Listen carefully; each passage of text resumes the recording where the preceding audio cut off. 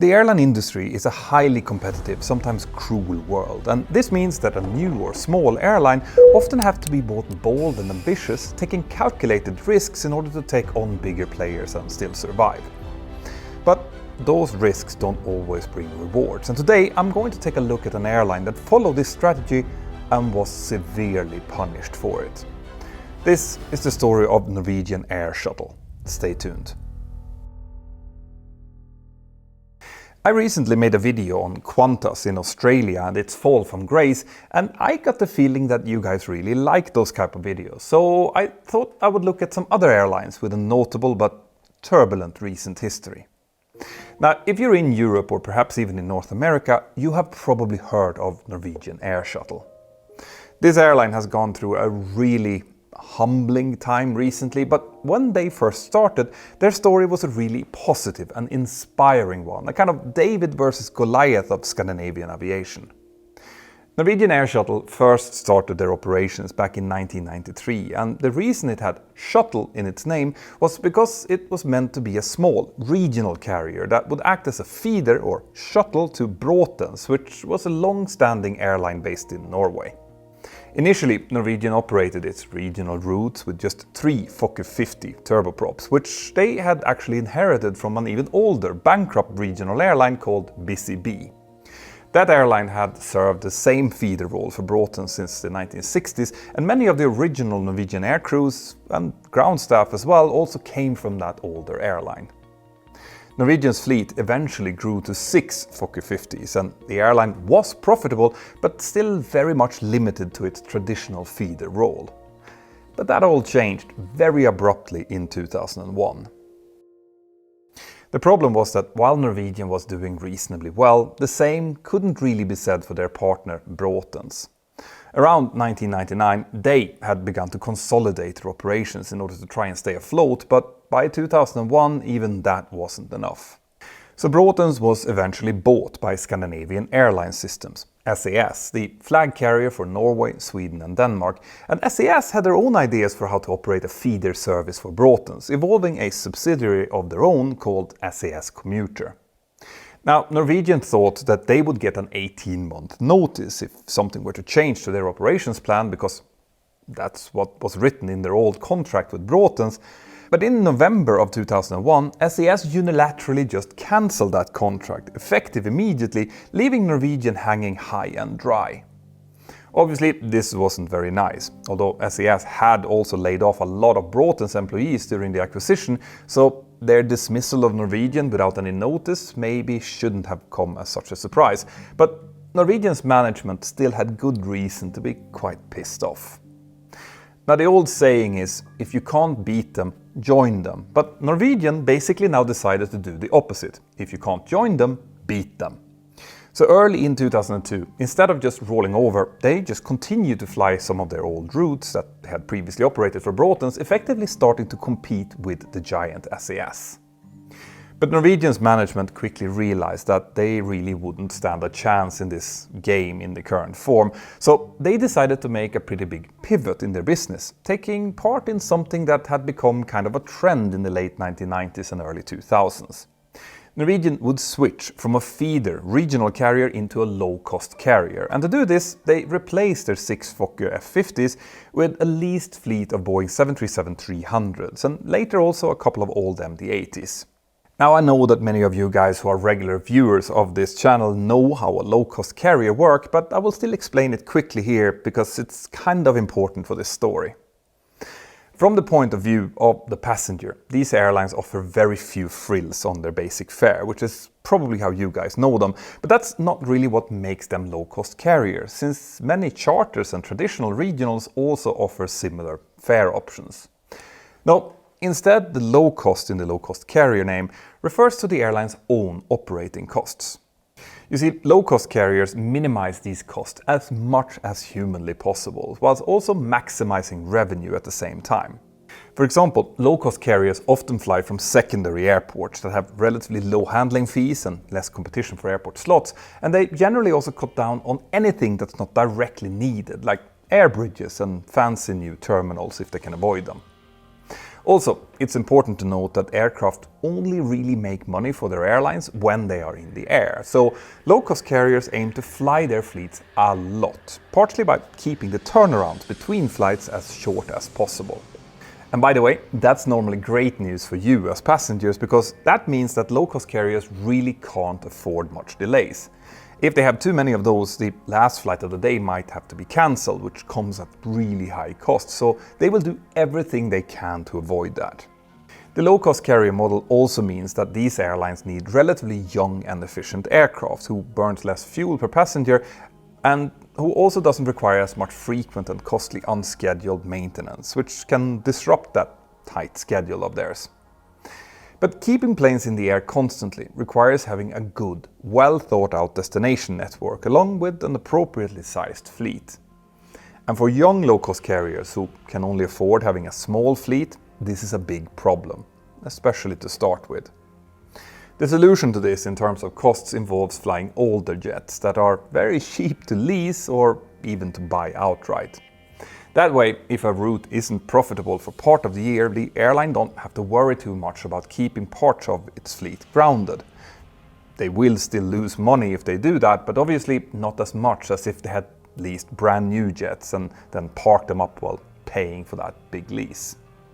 The point I'm trying to make here is that as a low-cost carrier grows, there is normally a point where it has to suddenly switch from flying conservatively with older jets into flying intensely with newer ones in order to keep growing.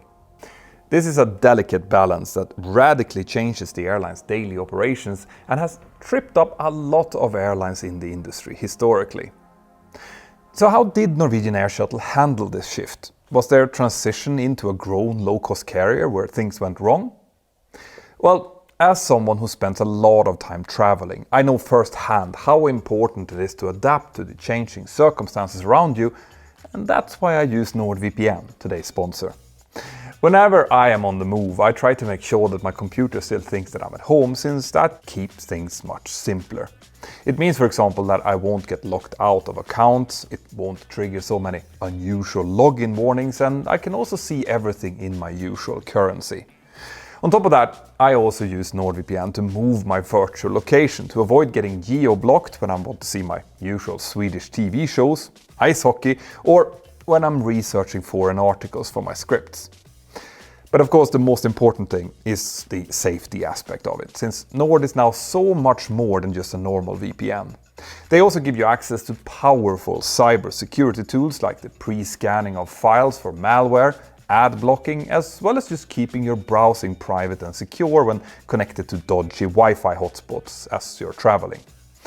And talking about traveling, next time try booking your hotel, rental car or flight tickets from different countries using Nord. You might be surprised of what you find. But remember to clear your cache between each attempt though. Anyway, if this sounds interesting, then I have a banging deal for you. If you use my special link below, which is nordvpn.com/mentornow, when you sign up for their 2-year deal, you'll get 4 months absolutely for free. And the best part is that you don't risk anything, since they always give you a 30-day money-back guarantee. Thank you, NordVPN. Now let's get back to see what happened to Norwegian Air Shuttle. By 2008, Norwegian had a fleet of 40 aircraft and was in the process of beginning to replace their older 737-300s and MD-80s with bigger 737-800s. Up until that moment, Norwegian's growth was a success story. Their management had done their homework well and had managed to pull this part off of their LCC transformation successfully. The new Boeing 737-800s that were arriving had more seats, easing growth, and were also much more efficient. As Björn Färm explains in Lihem News, that's part of how low-cost carriers keep their costs low. So, thanks to the rising proportion of new, more efficient aircraft in its fleet, Norwegian was both forecasting a drop in its fuel costs and a reduction in technical costs, in other words, maintenance bills. And at the same time, Norwegian expanded their route network carefully and therefore managed to keep their planes around 80% full on average, which wasn't quite as good as other really big low-cost carriers like Ryanair and EasyJet, but still better than a lot of legacy airlines. Now, 2008 and 2009 weren't particularly good years for aviation thanks to the financial crisis, but Norwegian continued to grow right through that period, and they even increased the proportion of their new 737-800s that they owned outright compared to those that they were leasing, something that was reducing their running costs even further. And then came 2010, which is when Norwegian announced something really unusual. They presented a deal to lease their first two Boeing 787 widebodies, aimed to be used for new routes to the United States starting from 2012, which meant that they were now diving headfirst into low-cost, long-haul operations. Now, that type of low-cost carrier is much rarer than those operating short and medium-haul, and there are many good reasons for that. Making that type of operation work in the low-cost carrier model is especially challenging because things like quick turnarounds and high utilization are much harder to organize when flying long-haul. Short and medium-haul long-cost carriers in Europe often operate from small bases, flying out and back routes, which enable crews to always start and end their duties at home. That's how I've been flying my entire career. And that type of operations means that airlines doesn't have to pay for hotels, scheduling becomes much easier, and the crews get to sleep in their own beds every night, which most of them prefers. But by contrast, long-haul LCC crews generally can't operate the return leg immediately after landing and therefore can't do the same thing. This means that a long-haul LCC will need two separate crews for each flight, one for the outbound flight and another one for the return flight. And these are often then augmented crews with one or two extra pilots depending on how long the flight duration is. Also, the fact that, for example, a transatlantic flight goes through several time zones means that arrival and departure times for two out and back legs might not be very practical or even desirable for the passengers. And this fact also impacts the maximum duty and rest time for the crews. And those are not even the only things that make this type of operation challenging. Just think of what happens if a wide-body aircraft has a technical issue when it's 7 hours away from its home base and the airline then needs to send an empty replacement jet. Doing the same for a stock 737 2 hours away is bad enough, but with a wide-body it could cancel out the airline's entire earnings on that route for days.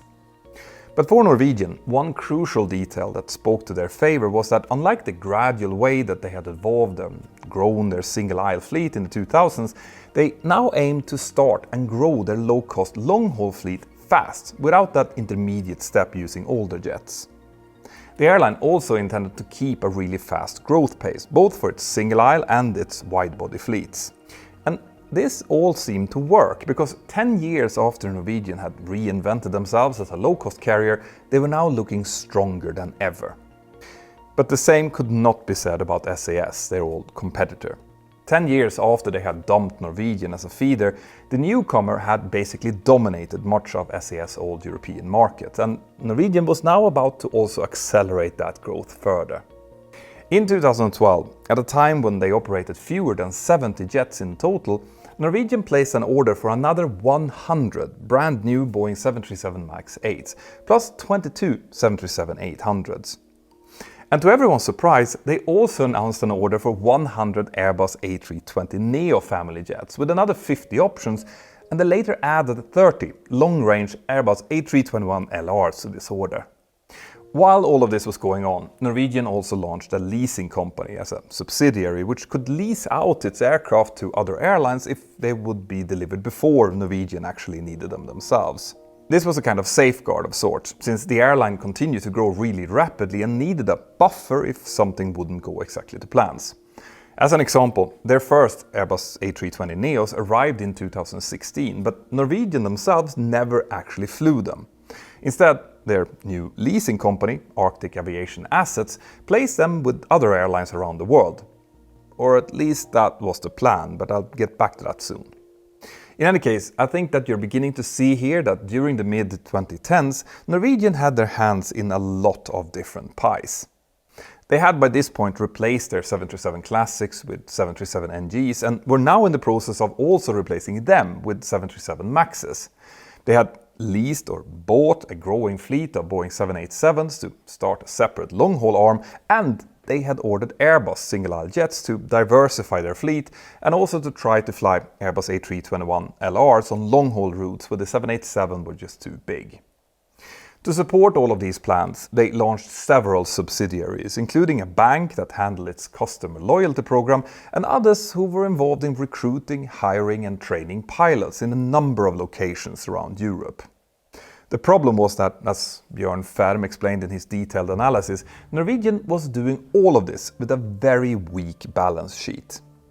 Its equity ratio in 2016 was only 11%, when airlines like EasyJet and Ryanair were sitting with ratios well above 50%. Very simplistically speaking, a low equity ratio means that a company still has to pay off big costly loans or similar obligations compared to the values of its assets. And this might well be acceptable if a company is profitable and can service those debts. But that's a very big if. A balance sheet like this basically means that the company is very vulnerable to crisis, and as most of you guys know by now, there are a lot of those crises in aviation. Now, Norwegian's expansion plan might well have worked, but for that they would have needed everything to work perfectly, and that just did not happen. When Norwegian ordered their first 787s back in 2010, the type hadn't even entered service yet, and as we now know, the 787 would soon suffer production delays from various different maturity issues, including lithium battery fires and later also longevity issues with its engines. So to keep their long-haul plans going when the 787 deliveries were delayed, Norwegian were forced to wet lease in Airbus A340s and even an Airbus A380 to operate its transatlantic routes. And while wet leases, which means that the aircraft comes with an entire crew, can be very helpful for closing short-term operational gaps, they are not a cheap way to do long-term business. So those aircraft delivery delays and engine issues really hampered Norwegian's long-haul profitability, to put it mildly. And I know that many of you are expecting me to say that Boeing's 737 MAX problems came next, but actually Norwegian had a couple of other issues that came before that. In 2017, Norwegian officially became the largest airline in Scandinavia, beating SAS in overall passenger numbers. But the other thing that happened that year was that Norwegian's chief financial officer suddenly left the company without providing a convincing explanation as to why. The industry and the markets in general, who were already nervous about Norwegian's risky strategy, reacted to this immediately, with Norwegian's stock price suffering greatly as a result. And only a few days later, in July of 2017, Norwegian published its latest financial results, which showed that they had now started to sell the table silver, as Björn Färm put it. The airline was selling shares in their own customer loyalty program in order to make up for their, by this point, spiraling operating expenses. Weirdly, at that same time, Norwegian was also exposed to a problem affecting operators of Airbus A320neos, even though they themselves actually never did. You see, as I mentioned before, Norwegian and their leasing subsidiary had ordered these jets with Pratt & Whitney geared turbofan engines, and early teething problems with those engines meant that Norwegian and their lessors now couldn't find any airlines to lease these planes to. This meant that many of these jets went straight from factory into storage, again a very costly thing to do. Imagine taking a loan to buy a Ferrari and then leaving it in your parents' garage to gather dust. But Norwegian's management didn't seem to get spooked by this. So instead of switching to a more conservative strategy, they instead sold and then leased back several jets in order to improve their liquidity. And incredibly, around the same time, they also decided to go ahead with some previous plans they had to launch a new airline subsidiary in Argentina. This company, Norwegian Air Argentina, started its operations in October of 2018, and whilst they were starting up, the rest of the group continued their expansion plans, hiring even more pilots and cabin crew from all over Europe. At this point, airline groups like Lufthansa and AIG had started inquiring about the possibility of buying the airline, but the Norwegian management just said no. A few months later, the 737 MAX got grounded worldwide after the second of two devastating crashes, and Norwegian were operating 14 of them at the time, with many more scheduled to arrive soon, which of course they didn't. The MAX would instead stay grounded for over about a year and a half. landing another devastating blow to Norwegian Air Shuttle's plans. Now, it still took Norwegian's management several months after the MAX grounding to finally confirm plans that they were switching from expansion to cost-cutting. Björn Kjos, the airline's CEO for 17 years and the guy who had turned it into a low-cost carrier in the first place, resigned in July of 2019. And with that, the company went into full survival mode. They immediately shut down the Argentinian subsidiary, returned aircraft to lessors, postponed new aircraft deliveries, and generally saved money wherever they could. But their CEO's departure still caused the airline's stock price to lose 85% of its value compared to only 12 months earlier. At this point, there were still some people thinking that the airline could be bought by Lufthansa or another airline group, but that hope evaporated when the pandemic reared its ugly head in the spring of 2020. Any airline who had any type of issues with its finances would obviously find itself under enormous pressure when this happened, and Norwegian had, as I explained, already been struggling for a while by then. At this point, I should also explain that Norwegian had kept separate airline operator certificates in different countries, in addition to the main company in Norway itself. There were Norwegian Air Sweden, Norwegian Air UK, which handled its long-haul operations with the 787s, and there had also been other entities before that, like Norwegian Air Argentina. In addition to these, the airline also worked with external staffing companies for many of its flight and cabin crews based in Sweden, Denmark, as well as in Spain. So when the pandemic hit, Norwegian almost immediately fired 7,300 people in its various subsidiaries, amounting to 90% of the group's total workforce. They also terminated agreements with those staffing agencies, which triggered their bankruptcy and the losses of another 4,700 pilot and cabin crew jobs in Denmark, Finland, Sweden, Spain, the UK, as well as in the US. The core Norwegian Air Shuttle got some pandemic-related relief by Norway, but it found less sympathy elsewhere, with Sweden, for example, refusing to back their initial recovery plans since the airline's woes had clearly started way before 2020. Eventually, the core company did survive, after convincing governments and creditors to support them following announcement of extreme drastic cuts. They would cut down their fleet from 140 aircraft to just 50 and also stop all long-haul operations and return their 787s to the lessors. At this point, the 737 MAX was back in service, but Norwegian returned all of those to the lessors as well, since 737-800s were a lot cheaper to lease, and all aircraft orders they had placed to Boeing and Airbus were cancelled. Now today, Norwegian's fleet has steadily grown again, back up to 86 aircraft, including some 737 MAX 8s, and they have also recently acquired Widerøe, a Norwegian regional operator flying Dash 8 turboprops, kind of a modern-day equivalent to the feeder airline that Norwegian once was. But there are still no 787s flying the Norwegian Air Shuttle flag. Many of those instead today fly with Norse Atlantic, a new long-haul low-cost carrier serving a similar role but with a less aggressive growth strategy. Similarly, a Norwegian short and medium-haul airline called Flyr emerged back in 2021, possibly on the back of very favorable leasing deals available on the back of Norwegian's drastic demise, but they shut their doors only about a year and a half later. Now, one thing that I want to point out before we end this video is that Norwegian Air Shuttle had a very good reputation with its crews before it collapsed. They were thought of as an airline with a good working atmosphere and working conditions, even better than some legacy carriers, but their collapse and declared bankruptcy of their European subsidiaries left a sour taste to many of their former employees outside of Norway. Some of my best friends were treated very poorly when Norwegian panic shut the doors, and I personally don't think that an airline should be allowed to restart operations using the same name before they've paid what they owe to their old employees. As pilots, we are said to be only as good as our last landing, so in my view, an airline is only as good as its last actions. As for the cause of their collapse, to this day people disagree on whether Norwegian was just too greedy with their growth plan or just unlucky. But what do you think? Could Norwegian have done things differently? Let me know in the comments here below, and make sure that you leave a like and that you subscribe before you leave there. Now remember to check out the link to our sponsor below, where you can also find links to my Boeing 737 course, where me and Ben are explaining everything that we pilots do inside of the 737 cockpit. Have an absolutely fantastic day wherever you are, and I'll see you next time. Bye-bye.